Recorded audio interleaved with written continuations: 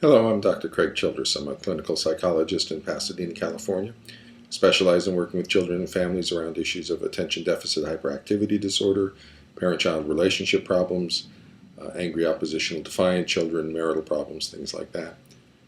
In this video series, I've been discussing a particular type of parent-child relationship issue that I refer to as a parental alienation dynamic. In this video segment, I'm going to be discussing the relationship features that are involved with the alienation process and the alienation dynamic. In the previous video segments, I've discussed how healthy parent-child relationships involve the co-construction of meaning, in which the parent resonates with the child's inner experience and helps the child construct meaning to the authenticity of their inner experience.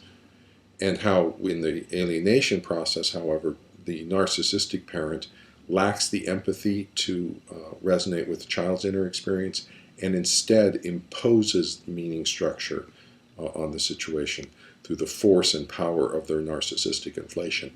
And how when the child joins with that narcissistically organized parent through the intersubjective field and the mirror neurons that support that intersubjectivity, when the child joins with that inner experience of the parent, narcissistically organized parent, and feels what they feel as if it was the child's experience, the child undergoes a similar narcissistic inflation and feels a sense of power and self-confidence that's very good feeling for the child.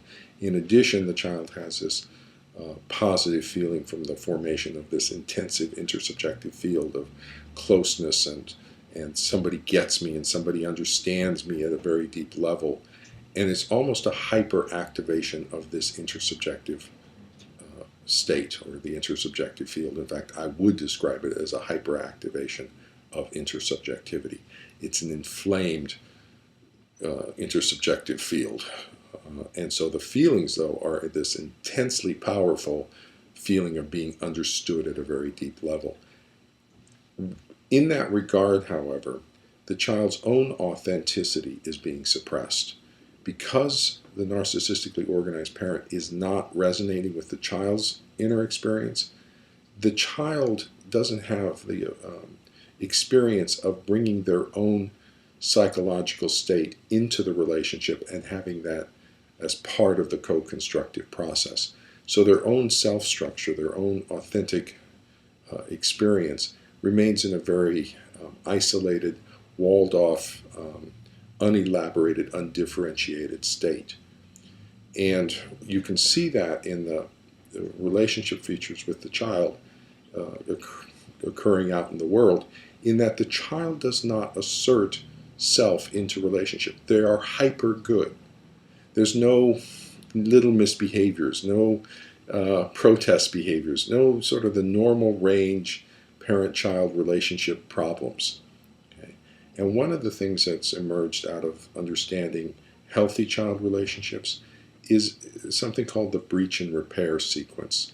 Ed Tronick talks about this. Beatrice Beebe's done a lot of work on this. It's an important part of parent-child relationships where there's a psychological connection, an intersubjective field that feels good, and the parent is resonating with the child's inner experience, and the child is able to sort of support understanding what the meaning of their inner experience is. But then the child expresses something different from the parent, or the parent from the child, and there's a breach in that intersubjective field. Now, typically that provokes a little bit of anger as well. And so there's a breach in that connection, and now they're two separate, they're not in this mutual psychological state anymore.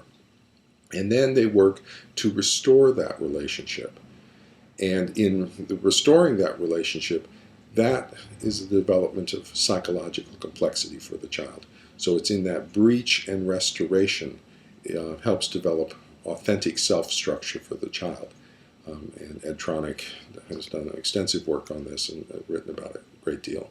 Some wonderful work regarding relationship development, the co-construction of meaning, and these breach and repair sequences. In the alienation dynamic, however, the child is hyper good. They're good with everybody else. They're just so well behaved.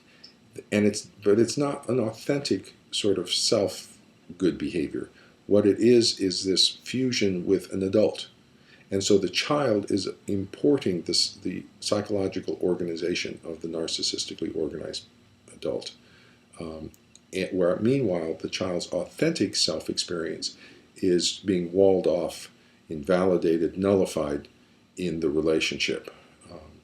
But the feelings for the child are so positive, this self-confidence, the narcissistic inflation, the power, the sense of entitlement, and the feeling of being understood, the hyperactivated intersubjectivity of being understood at a deep level and belonging, feels so good, the child just goes with it. It just feels good. And any breach in that relationship gets punished by the alienating parent through the sort of little flashes of narcissistic rage towards the child can really punish, but also the breach itself is a painful experience. And so the child doesn't breach that fused relationship. And that's very, very different from a normal, healthy relationship in which the parent is resonating with the child's inner experience. In this case, the child is adopting the parent's inner experience. And so it's going to have negative consequences on the development of authentic self-structure within the child.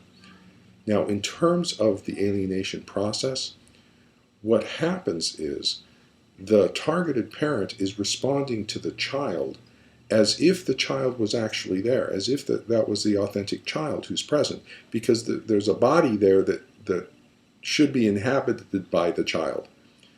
But when the targeted parent interacts with the child, what they're actually interacting with at a psychological level is the psychological self-structure organization of the alienating parent.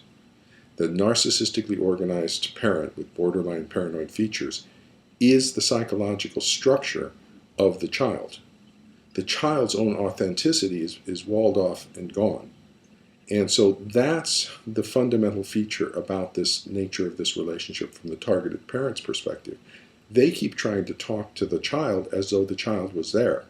But from a psychological perspective, the child is no longer present. The child is in a fused psychological state with the alienating parent and is expressing the self-structure organization of the alienating parent. I'll talk about that a little bit in the next video segment.